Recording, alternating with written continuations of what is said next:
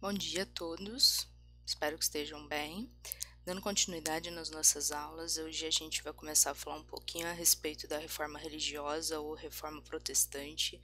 É um pouquinho da sequência do que a gente já vinha falando das mudanças aí no sentido do pensamento europeu moderno. Então a gente continua com a mesma escala, né, de tempo, que é o século XVI, porém um pouquinho aí a gente vai mudar um pouquinho o rumo do lugar, né? A gente falou bastante na última aula a respeito da Itália, a gente agora muda o foco para a Alemanha, a região da Alemanha, para começo de conversa aí nessas nossas primeiras aulas. Bom, vamos lá então. Bom, então o contexto que eu falei para vocês é a Europa do século XVI, né, 1517, 20, aí o início do século XVI. A gente tem então, né, muitos intelectuais questionando a Igreja Católica nesse período, né? Vocês já viram, a gente já comentou a respeito disso, a respeito de quando nós estávamos estudando o Renascimento cultural, né? Então, isso tudo devido também ao surgimento da imprensa, né? E várias questões aí de cunho que vem do humanismo e etc., né?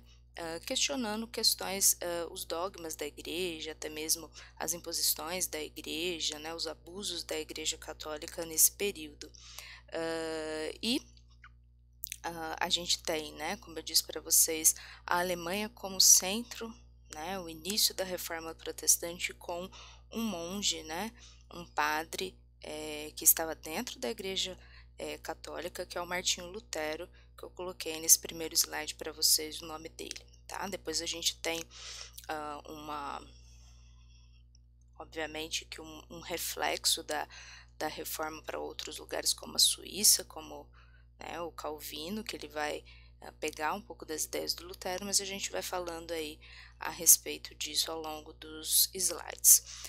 Por que o termo reforma protestante ou reforma religiosa, né? Quando a gente fala em reforma, a gente está falando de consertar algo, né? De melhorar algo.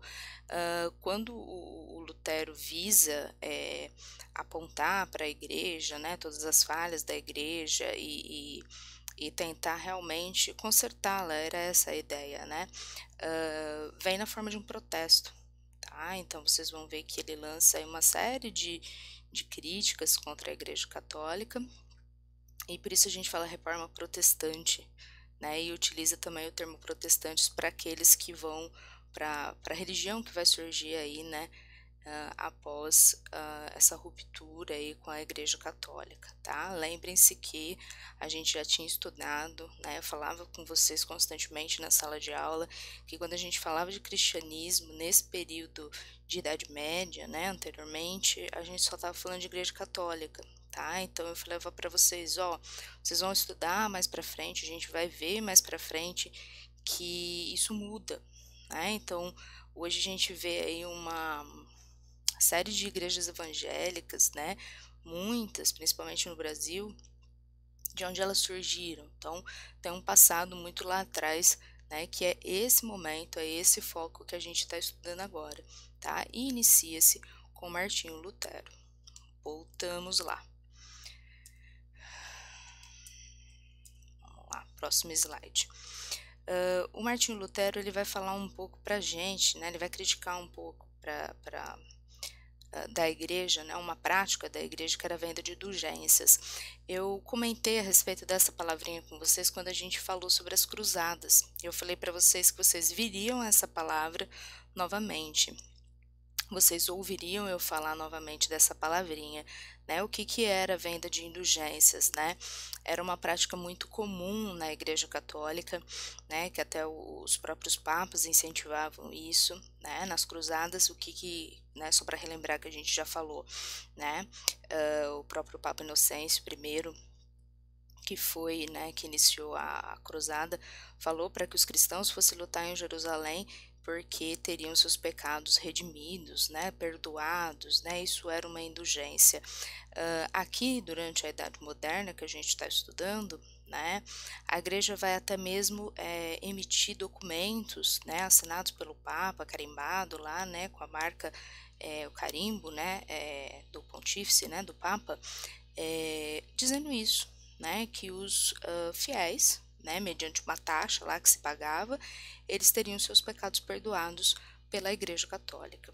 Né? E aí vocês podem pensar assim, mas as pessoas eram tolas, né? As pessoas eram ignorantes, ingênuas, né? E aí a gente volta àquela questão da mentalidade da época, que era uma mentalidade muito religiosa, muito embora a gente está falando da modernidade, do período moderno, porém as pessoas eram muito religiosas e muitos acreditavam nisso mesmo, né?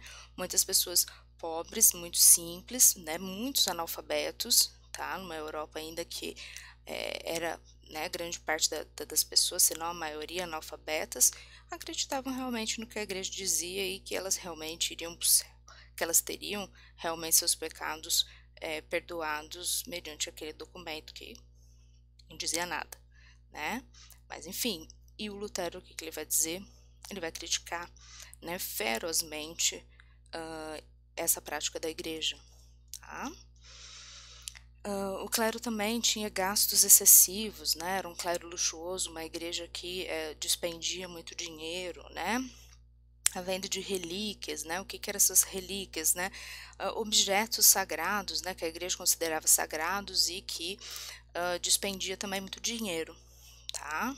Um celibato desrespeitoso, né? O que é o celibato? Vocês sabem que os padres, né? Qualquer clérigo, qualquer religioso, ele não pode se casar, né? Esse é o voto que todo clérigo faz, né? E o que a gente vê nesse período é que muito disso era desrespeitado, né? Então, muitos mantinham relações sexuais com mulheres, enfim, o Lutero ele vai criticar isso, tá?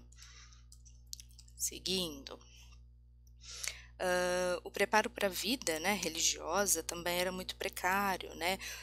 O que nota-se aí, né? Nota-se que muitos religiosos, né? Muitas pessoas, muitos homens que entravam para a vida religiosa, muitas vezes eles entravam puramente por uma aspiração eh, de ostentar mesmo um cargo dentro da igreja, né, querer muitas vezes ser um cardeal, né, puramente por política, né, não tinha realmente uma vocação religiosa, né, aquilo não era algo que vinha do coração, né, que eles queriam realmente, né, desejavam realmente, e muitos também eram mal preparados, né, como vocês viram que eu coloquei aí, alguns mal sabiam ler e escrever, né? Então, todos esses pontos vão ser coisas que o Lutero ele vai criticar e vai criticar ferozmente, tá?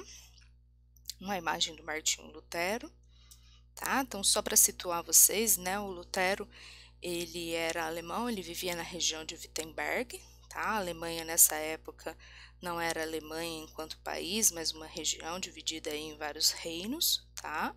Ele estava dentro da Igreja Católica, então ele era um monge católico, então vocês imaginam a reação da Igreja Católica, né? Vai ficar espantada porque era alguém de dentro que estava criticando ela própria, né? A instituição, tá?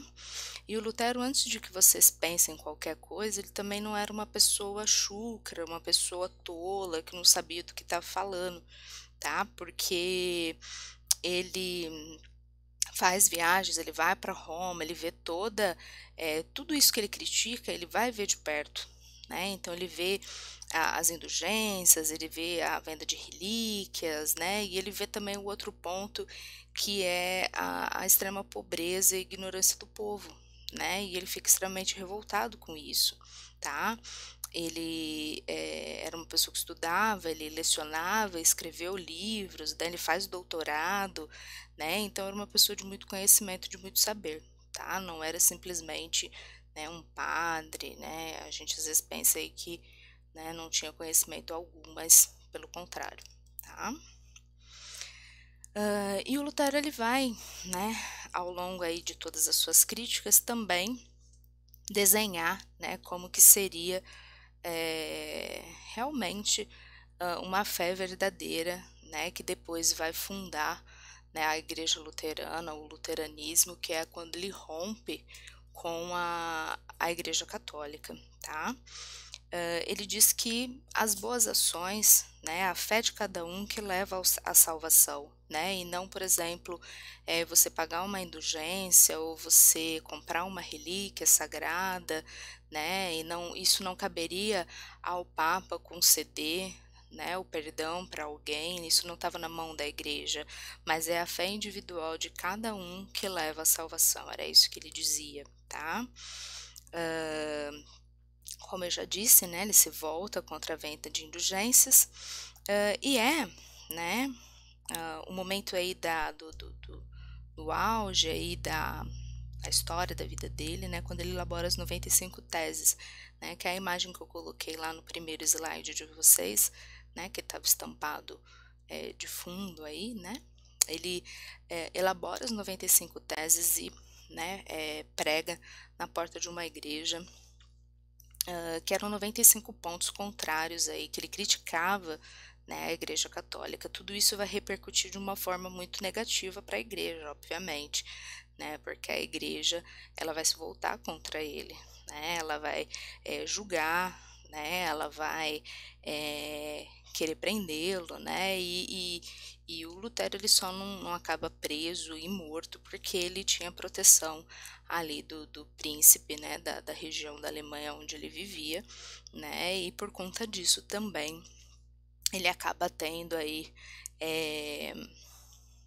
durante essa proteção, né, um tempo para traduzir a Bíblia para o alemão, né, então isso vai ser uma coisa benéfica, né, algo benéfico, porque as pessoas vão ter a oportunidade de entender a Bíblia, né, de fazer a leitura e o entendimento da Bíblia, já que, né, isso só era possível para os próprios clérigos, para o próprio padre, né, então somente entendia-se a Bíblia, né, quem sabia latim, né, quem sabia ali o idioma que estava escrito a Bíblia, tá, e ele vai poder traduzir aí e levar o conhecimento da Bíblia religioso para as pessoas, tá?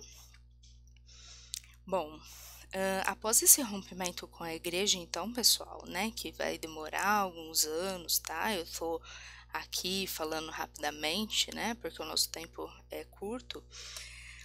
Esse rompimento, né, a igreja vai excomungar ele, o que que significa isso? Vai expulsá-lo, né, então ele não era mais monge da igreja, né, ele não era mais um padre da igreja, ele vai ter a sua própria igreja, que é a igreja luterana, né, então a gente tem aí uma vertente cristã, né, ele acreditava em Cristo, né, ele vai ter o batismo e a Eucaristia como dois sacramentos de dentro da igreja católica, na sua igreja, né, o Lutero ele se casa, né, ele vai ter vários filhos, ele se casa até com uma ex-freira na época, né, e vai ter muitos adeptos. O luteranismo ele vai ser muito forte ali na Alemanha, mas ele vai se expandir para outros lugares também depois, tá? Seguindo aqui, nós temos o Calvino, tá? João Calvino. O Calvino ele vivia, né, em Genebra, ele era francês, vivia em Genebra, na Suíça, tá? Ele vai receber influência do Lutero, né? Então ele pega um pouco as ideias do Lutero aí e vai aplicar algumas regras, fazendo aí surgir uma nova religião que a gente chama de calvinismo, tá? Também não vai ter aceitação do Papa, né? Então o Papa aqui não é uma figura de autoridade religiosa, assim como no luteranismo, tá? Na igreja luterana, tá? Também vai rejeitar o culto, né, a idolatria de santos, né, assim como no luteranismo, tá? E também o reconhecimento de dois sacramentos, que é o batismo e a Eucaristia, tá? Então, é a mesma coisa que o Lutero faz, tá? Qual que é o ponto de diferenciação que a gente vai ter no calvinismo, tá? Só para a gente deixar claro aqui, a ideia de predestinação, o que o Calvino vai dizer? Ele vai falar assim, predestinação, pensa aí na palavra, né, predestino, né, vai dizer assim, ó, o sujeito que trilhou aí uma vida próspera, né, por exemplo, uma vida rica, né, cheia de riquezas, foi porque ele foi escolhido por Deus, né, é assim Deus quis, tá, então é uma ideia de que o destino daquela pessoa foi definido por Deus, né, então e o outro que não teve eh, o mesmo destino, não foi escolhido, né, seria essa o essa nossa indagação, tá. O Calvino ele vai, falar a respeito disso, isso é um ponto aí um pouquinho diferente do que o Lutero, dizia, tá. Os calvinistas eles vão ser chamados de diferentes, nomes em diferentes lugares do mundo, tá. Huguenotes na França, tá, puritanos na Inglaterra e presbiterianos na Escócia, ok? E chegando aí na nossa última parte da aula, a gente chega na Inglaterra. Na Inglaterra, quem vai fazer a reforma não vai ser um religioso, mas um rei, que é o rei Henrique VIII, esse sujeito que vocês estão vendo aí na imagem. Opa, voltei. O rei Henrique VIII,